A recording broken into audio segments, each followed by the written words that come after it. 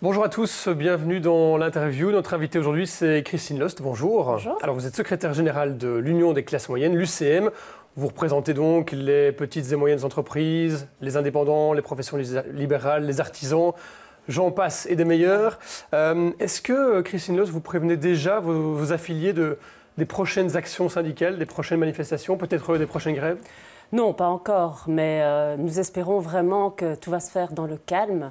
C'est évident que revivre les épisodes que nous avons vécus fin de l'année 2014 serait vraiment très préjudiciable pour l'économie en général et plus spécifiquement pour les entreprises, les PME et les TPE qui, comme vous le savez, ont beaucoup de difficultés économiques. Et donc, si de nouveaux mouvements de grève venaient à les empêcher de travailler et à développer leur activité économique, ce serait vraiment une catastrophe. Les syndicats empêchent les travailleurs d'aller travailler ? Fin 2014, force est de constater qu'effectivement, il y a eu des blocages qui ont rendu l'activité économique très difficile, dans un contexte vraiment de tension très difficile. Et les entrepreneurs se sont sentis pris en otage de manifestations politiques. Donc, contre un projet de gouvernement, les entrepreneurs ont été pris en otage. Et ça, c'est vraiment quelque chose qu'il faut éviter. Vous ne comprenez pas les syndicats ?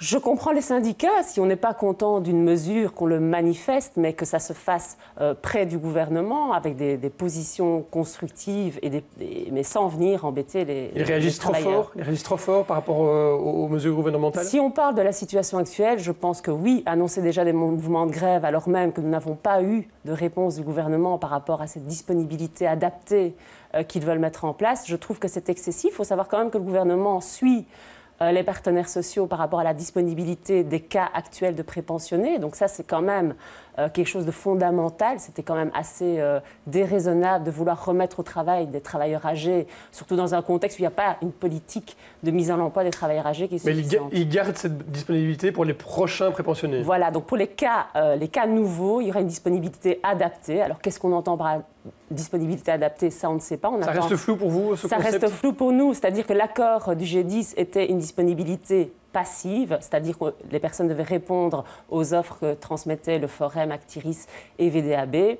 Là, on parle d'une disponibilité adaptée, c'est-à-dire qu'un accompagnement doit être mis en place, mais quelles en sont les modalités? Ça, nous n'avons pas encore les réponses. Mais donc le gouvernement ne suit pas totalement les recommandations de la concertation sociale du groupe de 10 ? Voilà. Ça vous va quand même? Il le suit à 90%, pas à 10%. Alors bon, quelle est notre position? Le gouvernement n'est pas les partenaires sociaux ne sont pas le gouvernement. Le gouvernement doit gérer un budget, le budget de l'État. Les partenaires sociaux ont un rôle fondamental dans la concertation sociale. Ce sont vraiment les personnes, les représentants des travailleurs et des employeurs qui sont le plus à même de dire quelles sont les mesures adéquates que l'on doit prendre en économie. Il faut savoir que quand on dépasse le cadre budgétaire, il est logique que le gouvernement puisse ne pas suivre totalement l'avis des partenaires sociaux. Alors à quoi ça sert la concertation sociale si de toute façon derrière le gouvernement réaménage, retransforme les accords qui sont passés au sein du groupe des 10 ? La concertation sociale est essentielle. Quand le gouvernement nous demande un avis dans un cadre budgétaire qui est nul ou qui est limité et que l'avis que rendent les partenaires sociaux s'inscrit dans ce budget, le gouvernement doit suivre cet avis, c'est essentiel. C'est une question de bon sens, c'est suivre l'avis des personnes qui sont le plus à même de dire qu'est-ce qui est le meilleur pour l'économie en Belgique. Mais ici, il ne le suit pas totalement. Mais non, mais nous avons un peu outrepassé le cadre budgétaire, puisque ce que nous mettons sur la table, forcément, va avoir un impact sur le budget et ce qui a été prévu par le gouvernement. Moi, je me félicite que le gouvernement suive les partenaires sociaux par rapport aux cas actuels de prépensionnés et de chômeurs. Pour les cas nouveaux, c'est clair qu'ils ne nous suivent pas entièrement. On attend les précisions pour voir comment nous devrons réagir. Donc les avis du groupe des 10 ne sont pas à prendre ou à laisser comme l'a affirmé les avis la ne sont pas à prendre ou à laisser. Dans la mesure où des avis pourraient avoir un impact sur le budget de l'État, il est normal que le gouvernement, qui représente les citoyens et qui donc doit prendre des mesures pour avoir un budget équilibré, puisse réagir en conséquence. Vous parliez de grève politique fin de l'année dernière. C'est toujours la même analyse dans votre chef. Les actions qui arrivent sont aussi politiques ? Clairement, elles s'inscrivent contre un projet de gouvernement et donc pour nous, une manifestation contre un projet politique a toute sa légitimité. La grève qui vient empêcher des travailleurs et des entreprises de pouvoir travailler n'est pas correcte. Ce gouvernement NVA, MR, OpenVLD, CDNV, c'est un meilleur gouvernement selon vous que les précédents ? Alors, un meilleur. Ce qui se passe, c'est que du côté des entreprises, des travailleurs indépendants, on sent une écoute. Pour nous, il est fondamental de prendre les mesures nécessaires pour relancer l'économie. On sait qu'on a un handicap salarial qui est énorme. Le nombre de faillites est énorme également. Il y a une légère amélioration en 2014 par rapport à 2013, mais on est encore au-delà des chiffres d'avant la crise. Et donc, il est indispensable de prendre des mesures. Il y a un plan PME qui vient d'être adopté par le gouvernement fédéral. On s'en félicite. On doit absolument aider les entreprises à se développer. Sans entreprise, il n'y a pas de travail. Et sans travail, il n'y a pas de pouvoir d'achat. Est-ce que c'est un gouvernement qui flatte les patrons, comme l'affirment les syndicats? Je pense que c'est un gouvernement qui souhaite relancer l'économie et assurer le bien-être de tous. Si l'on veut créer des emplois, on doit absolument aider les entreprises à se développer. Je pense que c'est un bon point de vue qui est suivi par le gouvernement. Alors, vous parlez d'aider les entreprises. Au niveau du gouvernement bruxellois, le ministre en charge de l'économie, Didier Gauzoin, vient d'annoncer le lancement d'une réforme. Il va simplifier les outils, les aides pour les entreprises. C'est une bonne chose, selon vous? C'est une excellente chose. Vous savez qu'à Bruxelles, il y a 123 aides différentes aux entreprises. C'est le chaos aujourd'hui à Bruxelles pour les entrepreneurs? Donc 123 aides, 60 structures publiques différentes qui travaillent à ces aides publiques. Quand on interroge nos membres, qu'est-ce qu'on constate? C'est que près de 70% des indépendants ne recourent pas à ces aides publiques. Et à Bruxelles, près de 50% des indépendants et des entrepreneurs n'ont pas connaissance de ces aides ou estiment que ces aides ne sont pas adéquates pour les aider. Donc ça ne va pas du tout. La démarche de M. Gossuin qui est de dire on se place du point de vue de l'indépendant, de l'entrepreneur pour lui offrir tant l'information que les aides qui correspondent à leurs besoins est une démarche vraiment très positive et nous l'en félicitons. Le système actuel, c'est du copinage politique. C'est le ministre Didier Gauzoin qui le dit lui-même.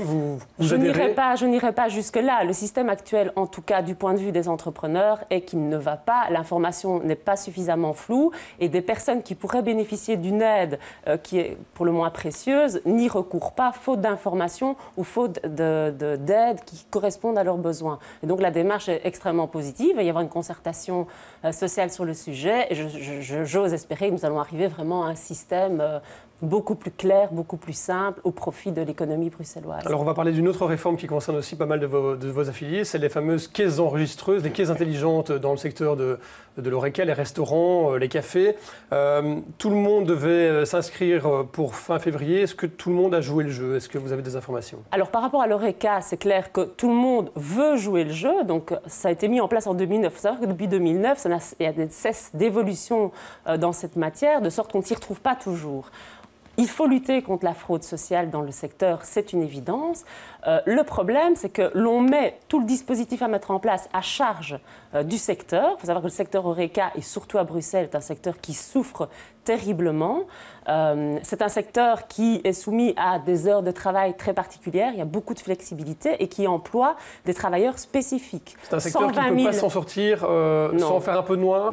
C'est un secteur qui, si on veut lutter efficacement contre la fraude, doit nécessairement voir des mesures qui viennent soutenir les spécificités en matière d'heures, donc notamment tout ce qui est heures supplémentaires. Il faut vraiment un régime spécifique pour aider ces entreprises, ces restaurateurs à tenir le coup et pour aider aussi tous ces travailleurs. C'est quand même 120 000 travailleurs qui sont concernés. Ce sont souvent des jeunes et des très peu qualifiés. Et donc, il est vraiment fondamental qu'on accompagne la lutte contre la fraude dans ce secteur qui est indispensable à des mesures qui correspondent à la réalité économique du secteur. Donc aujourd'hui, avec les mesures existantes, le secteur ne peut pas tenir sans faire un peu de fraude? C'est ça qu'on doit comprendre? Ça dépend du secteur, ça dépend en fait du restaurateur. C'est clair que certains sont tellement le nez dans le guidon et ont tellement de mal à suivre l'ensemble des législations. Vous savez, il y a plus de 12 contrôles différents qui leur sont soumis. C'est tellement difficile pour eux d'arriver à nouer les deux bouts, à pouvoir maintenir leur restaurant tout en respectant l'ensemble des législations qui leur est soumis, que si on ne vient pas les aider et simplifier les charges administratives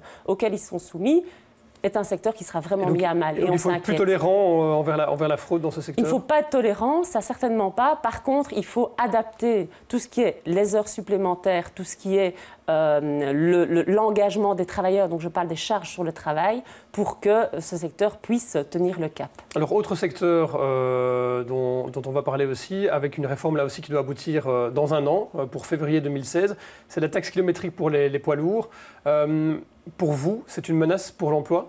C'est une menace pour l'emploi et c'est pour l'emploi et pour l'économie en général. Il faut savoir que cette taxe kilométrique ne vise pas que le secteur du transport, ça vise beaucoup d'autres secteurs de l'économie. Il y a les entrepreneurs du bois, il y a les commerçants de manière générale qui vont subir l'impact de l'augmentation du coût du transport de leurs marchandises. Donc nous sommes inquiets notamment pour tous les commerçants de proximité. Et de manière générale, c'est tous les citoyens, les consommateurs qui vont devoir subir l'augmentation de ce coût à charge du transport en général. Vous parlez d'une augmentation de coût. Est-ce que vous pouvez la chiffrer, cette augmentation de coût? Alors, on parle de 6 à 8% d'augmentation du coût. Ça reviendra à plus ou moins 7 000 € par an pour un transporteur qui effectue 70 000 km par an. Il y a des études d'impact économique qui sont en cours en Wallonie. On déplore que ça ne soit pas le cas à Bruxelles. Il est vraiment fondamental qu'on tienne compte de l'impact sur les secteurs, sur tous les secteurs que j'ai cités, pour pouvoir mettre en place une taxe qui soit la plus, adéquate. C'est un peu bizarre de dire ça, mais qui ne viennent pas en tout cas faire s'écrouler le secteur de transport. C'est quand même 6 500 emplois perdus depuis 2009 et 610 entreprises qui ont fermé la porte. Mais cette taxe, c'est quand même bon pour l'environnement et c'est aussi bon peut-être pour désengorger les routes qui freinent l'économie. Tant pour l'environnement que pour la mobilité, nous ne pensons pas que ce soit une bonne mesure qui est prise. Pourquoi? Parce qu'il va y avoir un changement de comportement. C'est une taxe qui est prévue à partir des 3,5 tonnes. Ça veut dire quoi? Ça veut dire que soit on va répercuter le prix et donc il y aura une augmentation du coût des marchandises de manière générale, soit on va multiplier le nombre de petits camions. Donc plutôt que d'avoir un gros camion de 3,5 tonnes, on va accumuler les camionnettes. Donc il y aura 3, 4 ou 5 camionnettes pour un gros camion. Donc pour la mobilité et pour la pollution, ce n'est pas une solution. En 2 mots, Christine Loos, vous appelez les chauffeurs routiers à faire grève? Ah non, je ne les appelle pas, mais par contre je peux vous dire qu'ils sont tout à fait révoltés. Ils se sentent au pied du mur, que ce soit les transporteurs routiers que les autres transporteurs des autres secteurs. Et c'est clair qu'ils menacent de réagir de manière très virulente si on ne tient pas compte de l'impact économique. Ce sont des secteurs qui souffrent terriblement, notamment de la concurrence internationale. Merci beaucoup Christine Loos d'avoir été notre invitée. Demain, c'est Stéphanie Meyer qui cuisinera l'invité de l'interview. Ce sera Ridwan Chaïd.